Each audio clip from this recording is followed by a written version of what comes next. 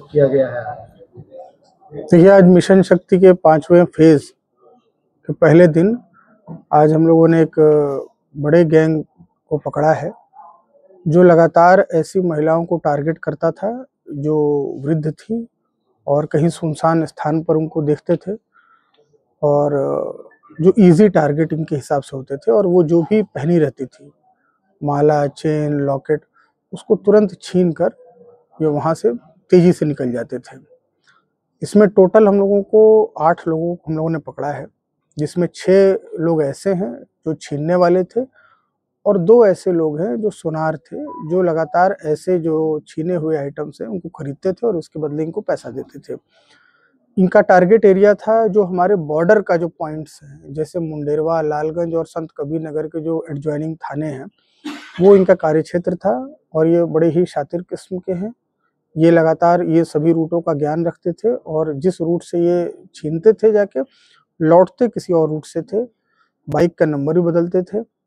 और जब इनको हम लोगों ने पकड़ा है तो इनके पास से हम लोगों को जो 4 लॉकेट्स जो इन लोगों ने छीनी थी वो सभी बरामद हो गई हैं।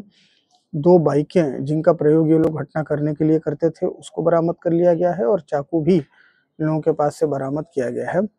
इसमें बालकेश नाम का जो व्यक्ति है वो प्रमुख इसका सरगना है, वही पूरी चीज़ों को लीड करता था और लगातार ऐसी घटनाओं को करने का प्रयास करता था। तो इस तरीके से आज एक बड़ी सफलता है हमारे थाना लालगंज और एसओजी स्वाट टीम्स की, और इस गैंग के विरुद्ध आगे भी हम लोग सुनिश्चित करेंगे कि गैंगस्टर एक्ट के तहत कार्रवाई हो और इनकी जो अवैध संपत्तियां हैं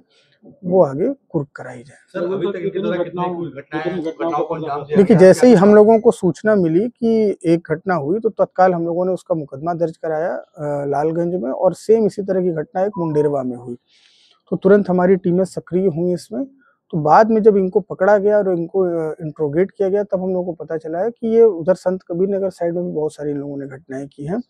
उसके बाद हम लोगों ने चीज़ों को पूरा डेवलप किया है और बाकी उस चीज़ को भी जांच के क्रम में भी हम लोग और विवेचना के क्रम में हम लोग इस चीज़ को ले आएंगे कि और कहाँ-कहाँ इन लोगों ने घटनाएं की हैं।